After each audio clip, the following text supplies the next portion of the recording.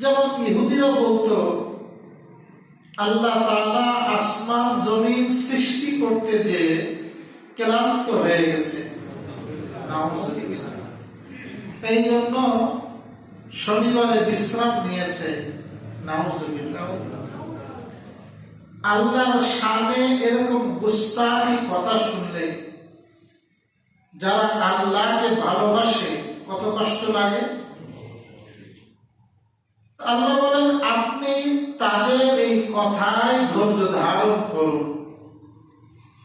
দ্বিতীয়ত, মক্কার মুশরিকরা রাসূলের নবুয়ত স্বীকার করত না। তিনি যে আল্লাহর নবী এটাকে মেনে নিত না।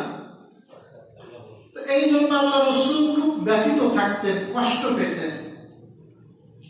আল্লাহ তাআলা এই আয়াতে জানিয়ে দিলেন তারা আপনাকে কখনো পাগল বলে, কখনো কবি বলে, কখনো গণক বলে, বিভিন্ন ভাবে আপনাকে কষ্ট দেয়। ফাসবির, আপনি ধৈর্য ধারণ করুন। আপনি কি করুন? আল্লাহ পাক কোরআনে অন্য আয়াতে বলেন ওয়াইবাদুর রহমান আল্লাযীনা ইয়ামশুনা আলাল আরদি হাওনা ওয়া ইযা খাতাবাহুমুল জাহিলুনা ক্বালু সালামা। আল্লাহর প্রিয় বান্দা কারা জানেন? আল্লাহ বলেন ওয়াইবাদুর রহমান, রহমানের বান্দা মানে আল্লাহ খুব কাছের বান্দা। তারা কারা? এক নম্বরে আল্লাযীনা ইয়ামশুনা ফিল আরদি হাওনা, যারা জমিনের বুকে খুব নম্রতার সাথে চলাফেরা করে। কিছু মানুষ আছে জমিনে চলে কিসের সাথে? খুব দাপট দেখায়। ওয়ালা তামশি ফিল আরদি মারহা, তুমি জমিনে দম্ভ ভরে চলো না। ইন্নাকা লান তাখরিকাল আরদা ওয়ালান তাবলুগাল জিবালা তুলা, নিশ্চয় তুমি জমিনকে ফাড়তে পারবে না। ফাড়তে পারবো না? আবার পাহাড়ের উচ্চতাও আরোহণ করতে পারবে না। এই জন্য অহংকারের কিছু নাই, আছে? টাকা পয়সা থাকলেই অহংকার করতে হবে, বা পদ থাকলেই অহংকার করতে হবে, এটা না। তুমি নরমের সাথে চলো, বিনয়ের সাথে চলো। যখন তুমি বিনয়ের সাথে চলবা, আল্লাহ তোমার সম্পদ দিয়েছে, ক্ষমতা দিয়েছে, তারপরেও তুমি বিনয়ী। নবীজি বলেন মান তাওয়াদা লিল্লাহ রাফাআহুল্লাহ, যে ব্যক্তি সবকিছু থাকা সত্ত্বেও বিনয়ী, আল্লাহর জন্য বিনয় অবলম্বন করে, আল্লাহ তাআলা তার মর্যাদা আরো বাড়ায় দেন। মর্যাদা কি করে দেন? বাড়ায় দেন। তাহলে বলেন দয়াময় আল্লাহর বান্দা কারা? যারা জমিনে খুব নম্রভাবে ভদ্রভাবে চলাফেরা করে। দুই নম্বর ওয়াইদা খাতাবাহুমুল জাহিলুনা ক্বালু সালামা, আর জাহেলরা যখন তাদেরকে উত্তপ্ত করে, কিছু মানুষের স্বভাব আছে পায়ে পাড়া দিয়ে ঝগড়া করে। ঝগড়া করবি না কতকাল, মানে যে কোনো বললে ঝগড়া করতেই হবে।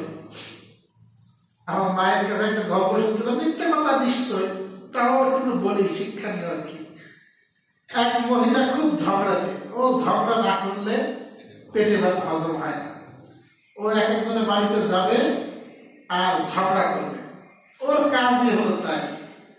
মানুষজন সব সচেতন হয়ে গেছে, ওরা দেখলে চুপ করে থাকে যে কি বলবানে আমার কি হইতে যাবে, চুপ করে থাকাই ভালো। ও কারো বাড়ি গেলে কেউ কোনো কথা হয় না, মুখে সব কুলু পাঠে। একজনের বাড়ি গেছে এরকম, ও বহুত কথা বলে, কিন্তু ওই প্রতিবেশী কোনো উত্তর দেয় না, চুপ। কারণ জানে কথা বললে কি হবে, ঝগড়া হবে। এখন বহুত চেষ্টা ভাবনা করার পর ঝগড়া মোটে বাঁধে না, যখন উঠে চলে আসবে বলতে যায় বাড়ি যে 1 কেজি চালের মধ্যে 5 কেজি লবণ দিয়ে রান্না করে খায়। প্রতিবেশী বলতে 1 কেজি চালে কি 5 কেজি লবণ দেওয়া যায়? এই আমার চাল আমার লবণ, আমি লবণ তোর কি? এই শুরু করে দিয়েছে। অনেকে আছেন ঝগড়া করা খালি পয়েন্ট খোঁজে, কেমনে বিতর্ক বাঁধানো যায়। তো আল্লাহর কোরআন আমাদেরকে শিক্ষা দেয়, যখন দেখবেন আসলে সে জানার জন্য না, আসলে সে শুধুমাত্র ফিতনা সৃষ্টি করার জন্য এই জাতীয় বিতর্ক করতে চায়, আপনি বলেন আসসালামু আলাইকুম, আমার কাজ আছে, ব্যস্ত মানুষ তো কাজ আছে, আপনি পাশ কেটে চলে যাবেন। তাহলে মানে আপনি এভাবে পাশ কেটে চলেন, সবর করেন। as-sabru লাইসা লাহু জাযাউ ইল্লাল জান্নাহ। সবরের কোনো প্রতিদান নেই, তার একমাত্র প্রতিদান হলো জান্নাত। যারাই সবর করে দেখা যায় আল্লাহ পাক একদিন তাদেরকে অনেক উচ্চ মাকাম দান করেন, অনেক মর্যাদা দান করেন। এটা সবরের কথা। এবং কি করবেন? ওয়াসাব্বিহ, আপনি তাসবিহ পাঠ করুন। সাব্বিহ শব্দ শাব্দিক অর্থ সুবহানাল্লাহ বলা, কিন্তু সাব্বিহ এটা নামাজের অর্থও আসে। কিসের অর্থে? তারপর আপনি নামাজ পড়ুন, নামাজ পড়তে গেলে সুবহানাল্লাহ বলা লাগে। বিহামদিকা, আপনার রবের প্রশংসা সহ, আত্তাহিয়াতু লিল্লাহ, সকল প্রশংসা আল্লাহর জন্য, আলহামদুলিল্লাহ, সব প্রশংসা আল্লাহর জন্য। এটা আমরা কোথায় পড়ি? নামাজে পড়ি। এই জন্য এক অর্থ হলো নামাজ পড়ুন। কি পড়ুন? নামাজ পড়ুন। কখন পড়বেন? ক্বাবলা তুলুইশ শামসি, সূর্য উদয়ের পূর্বে, তার মানে ফজরের নামাজ। ওয়া ক্বাবলাল গুরুব, এবং অস্ত যাওয়ার পূর্বে, তার মানে আসরের নামাজ। কোন নামাজ? নামাজ কি করে দুই অর্থ? না। ওয়া মিনাল লাইলি ফাসাব্বিহু, এবং রাতের একটি অংশ আপনি তার তাসবিহ পাঠ করুন। রাতের একটা অংশ কি পাঠ করুন? মানে নামাজ পড়ুন। লক্ষ্য করেন, এটা হলো ছিল যখন 5 ওয়াক্ত নামাজ ফরজ হয়নি। একবারই কি 5 ওয়াক্ত ফরজ হয়েছে? ফরজ 5 ওয়াক্ত হয়েছিল মেরাজে। কোথায়? কিন্তু মেরাজের আগে আল্লাহ রাসূলের উপরে নামাজ ছিল। রাসূল নামাজ পড়তেন, তাহাজ্জুদ পড়তেন, আর ফজর পড়তেন, আসর পড়তেন। বুঝছেন কথাটা? এই 2 ওয়াক্ত মূল, আর তাহাজ্জুদ পড়তেন। যখন 5 ওয়াক্ত নামাজ ফরজ হয়ে গেল, তখন এই 2 ওয়াক্ত 5 ওয়াক্তের মধ্যে আছে। এই 2 ওয়াক্ত কিসের মধ্যে আছে? 5 ওয়াক্তের মধ্যে আছে। তখন তো রাসূল 5 ওয়াক্তই পড়তেন। এখন প্রশ্ন হচ্ছে 5 ওয়াক্তের কথা তো এখানে নাই, কোরআনে অন্য আয়াতে কি আছে? হ্যাঁ, কোরআনে অন্য আয়াতে আছে।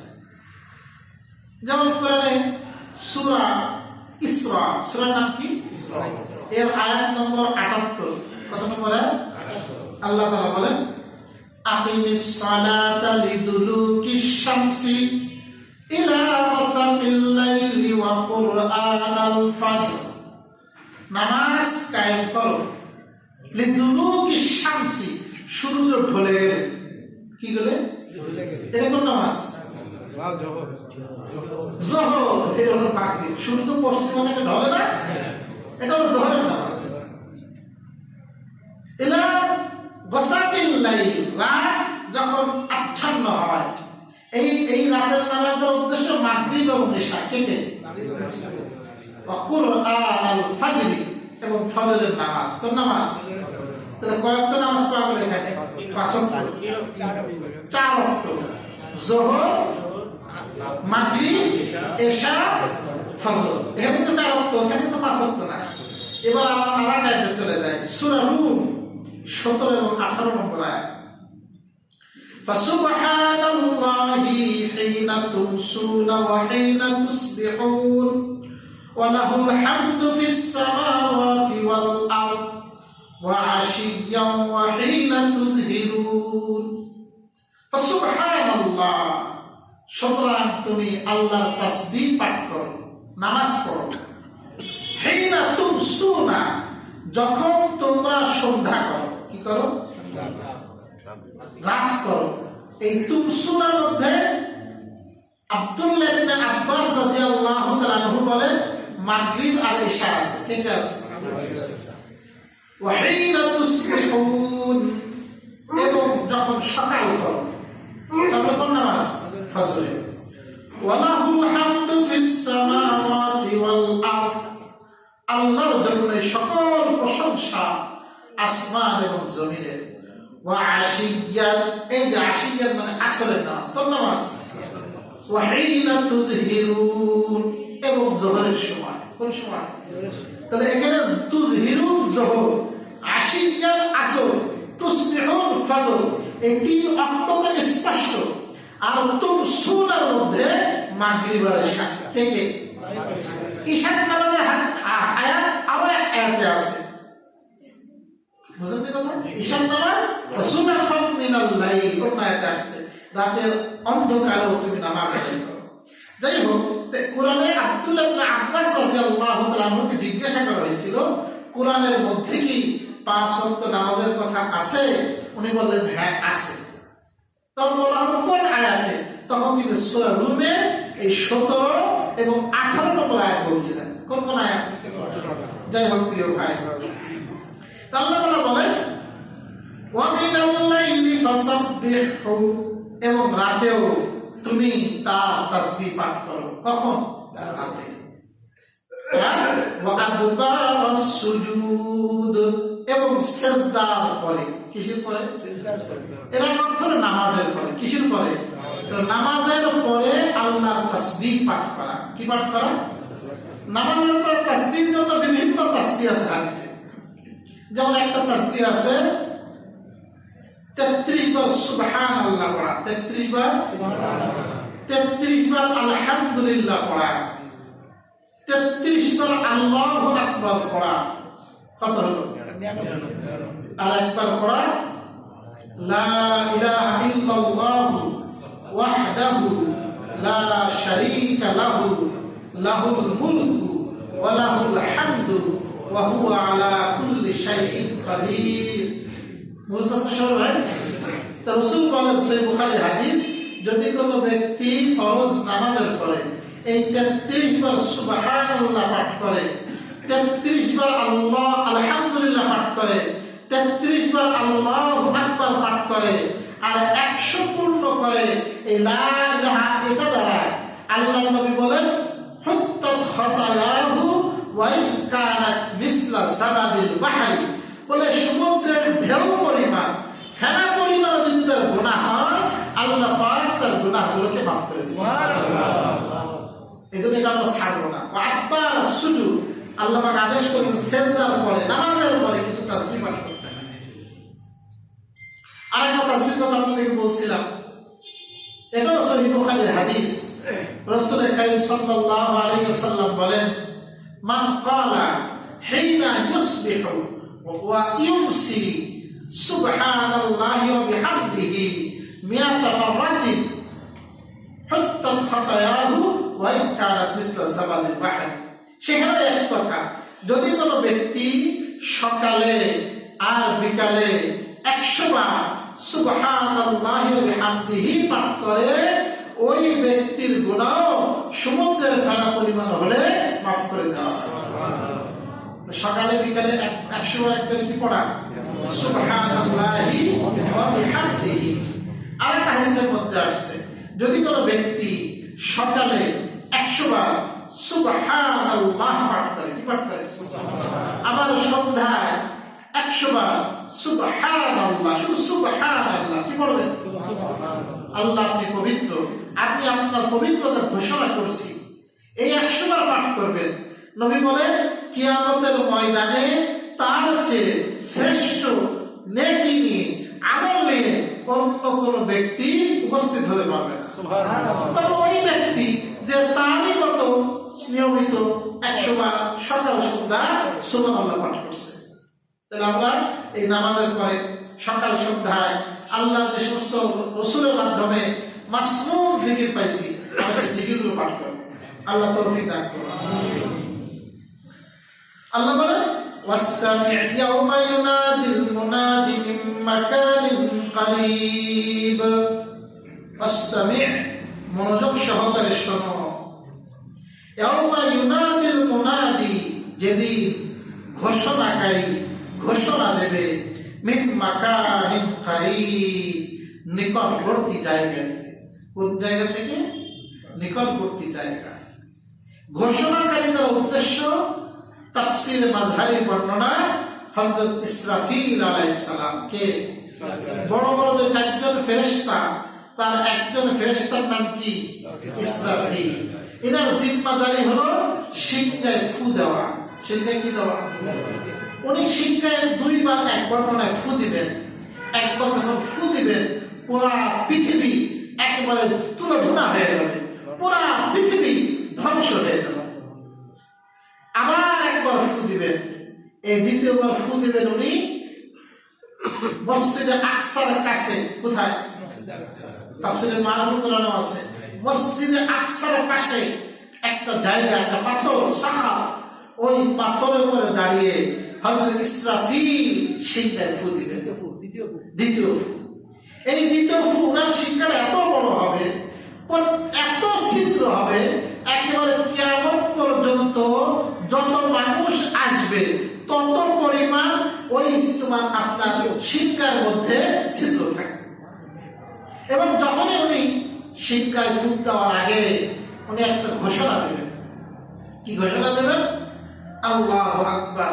তিনি বলবেন আইয়ুহাল ইজামুল বালিয়া, ও পুরাতন জীর্ণ শীর্ণ হাড্ডিগুলো, ওয়াল লুহুমুল মুতাফাররাকা মুমাজ্জাকা, এবং ও একেবারে চূর্ণ বিচূর্ণ গোশত সমূহ, আশ-শাউরুল মুমাজ্জাকা, এবং বিক্ষিপ্ত চুলগুলো। আমি যখন মারা যাব এই সবগুলো অক্ষুণ্ণ থাকবে ফিরআউনের লাশের মতো? সব মাটিতে মিশে যাবে, সমস্ত কিছু মিশে যাবে। আর ইসরাফিল ডাকবে আর বলবে তোমার রবের ডাকে সাড়া দাও, হিসাবের জন্য উপস্থিত হও। তখন আমরা সবাই কিয়ামত মুহূর্তের মধ্যে আমরা দাঁড়ায় যাব। প্রত্যেকের কবর থেকে দাঁড়িয়ে যাবে, তার ওই স্থান থেকে সে দাঁড়িয়ে যাবে আর হাসরের ময়দানে থেকে ছুটতে থাকবে। তখন মানুষের অবস্থা থাকবে, তাকে যে আকৃতি থেকে সৃষ্টি করা হয়েছিল তার গায়ে কোনো পোশাক থাকবে না, তার পায়ে কোনো জুতা থাকবে না, তার কোনো খতনা দেওয়া থাকবে না। এরকম খতনাহীন, বস্ত্রহীন, জুতাহীন এই অবস্থায় সমস্ত মানুষ উঠে দাঁড়াবে কিয়ামতের ময়দানে। কিন্তু সব মানুষ, রাসূল বলেছেন, খতনাহীন, বস্ত্রহীন এই অবস্থায় থাকবে। আপনাদের আয়েশা সিদ্দিকা জিজ্ঞাসা করেন, ইয়া রাসূলুল্লাহ, তাহলে তো বিষয়টা বড় লজ্জাস্কর হবে, সব মানুষ উলঙ্গ, এটা তো লজ্জার বিষয়। রাসূল কারীম সাল্লাল্লাহু আলাইহি ওয়াসাল্লাম বলেন, আয়েশা, ওই মুহূর্তটা বড় ভয়ঙ্কর হবে, তখন কেউ কারোর দিকে তাকানোর সুযোগ পাবে না। যখন ইয়া নাফসি থাকে তখন কেউ কারো তাকাইতে পারে? তাকাইতে পারে না।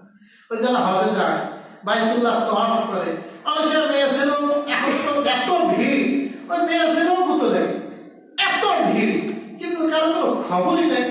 সে নিজে চলে আসতেছে না, কেমন তার গুনাহগুলো মাফ করবে, ওইদিকে কেমন তাকাবে?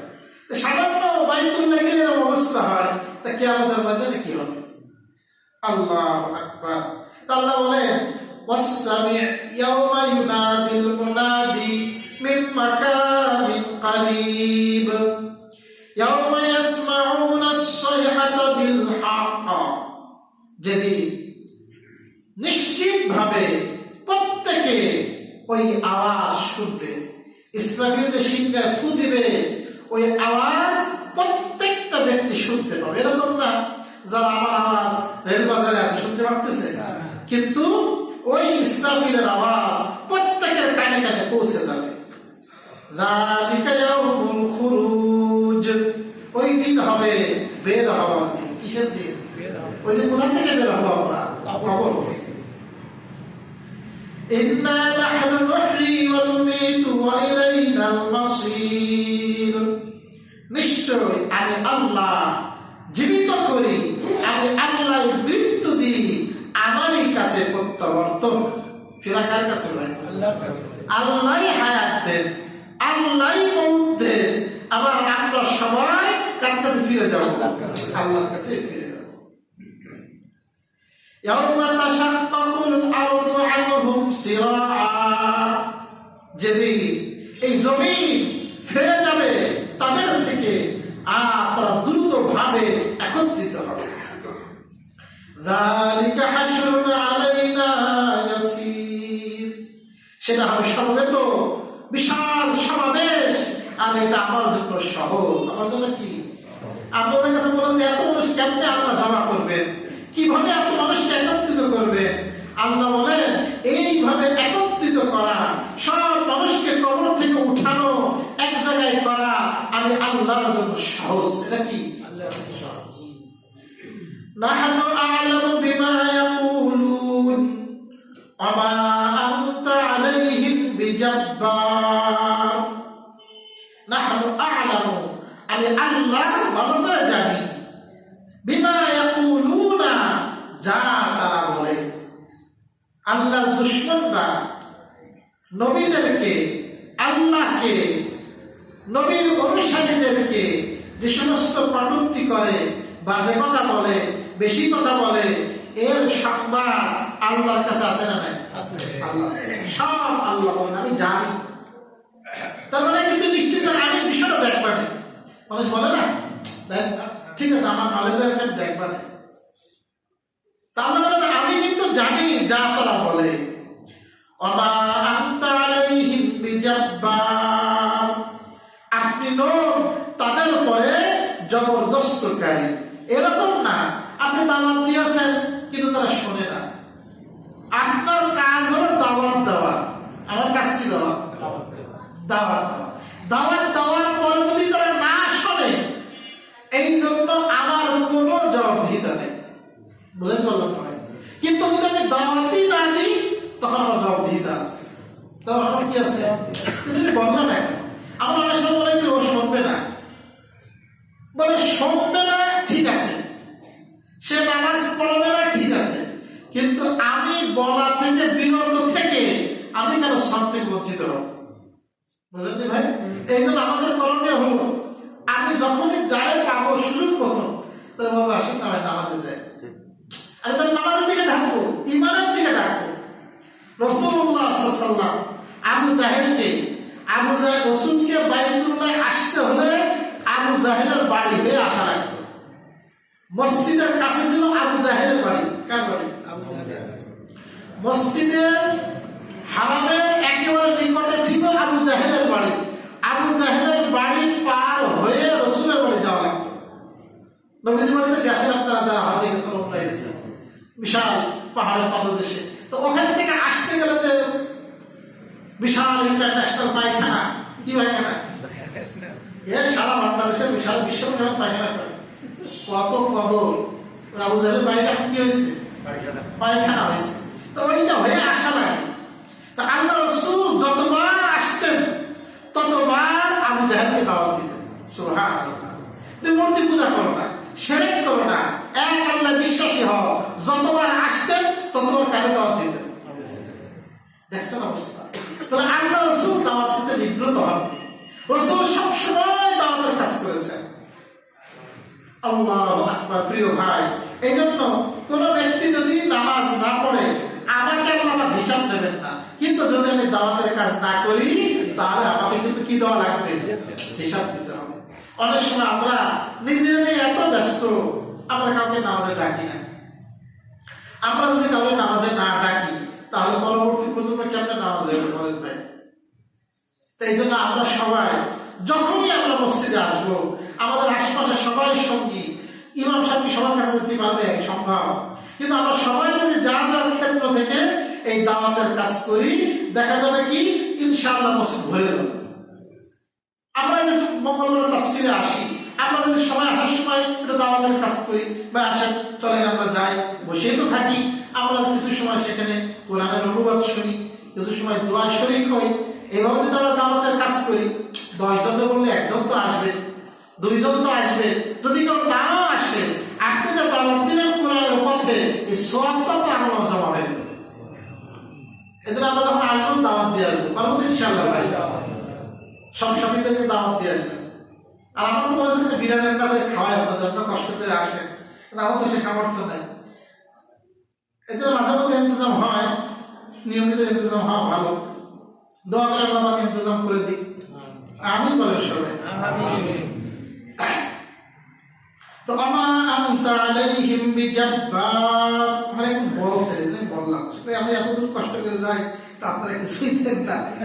দোয়া করে ব্যবস্থা আল্লাহ ব্যবস্থা করে, আমার তো মনে চাই তা হয়তো না। আমা আনতা আলাইহিম বিজাব্বার ফাযাক্কির বিল কুরআনি মান ইয়াখাফু ওয়াঈদ। সুতরাং আপনি ওয়াজ করুন, নসিহত করুন কোরআনের দ্বারা। কিসের দ্বারা? কোরআনের দ্বারা। তাহলে আল্লাহ কিন্তু আদেশ করেছেন এই কোরআন দ্বারা আপনাদেরকে ওয়াজ করতে, কোরআন দ্বারা আপনাদেরকে নসিহত করতে। আল্লাহ রাসূল আল্লাহ তাআলা বলে কাকে করবেন? মান ইয়াখাফু ওয়াঈদ, যে ব্যক্তি আমার সতর্ক বাণীকে ভয় করে। যে ব্যক্তি কাকে ভয় করে? যে ব্যক্তি সতর্ক বাণী, কোরআনের বিভিন্ন আয়াতে সতর্ক করা হয়েছে, জাহান্নামের কথা বলা হয়েছে। যার অন্তরে ভয় আছে, তাকে যদি আপনি এই কোরআন দ্বারা নসিহত করেন, এই কোরআন তার অন্তরে অবশ্যই লেখা হবে। আল্লাহ সুবহানাহু ওয়া তাআলা, আমরা আজকে ইনশাআল্লাহ সূরা কফ শেষ করলাম, সূরা যারিয়াত ইনশাআল্লাহ শুরু করব। আল্লাহ সুবহানাহু ওয়া তাআলা যা কিছু আলোচনা করা হয়েছে বোঝার তৌফিক দান করুন। আমিন। ওয়া আখিরু দাওয়ানা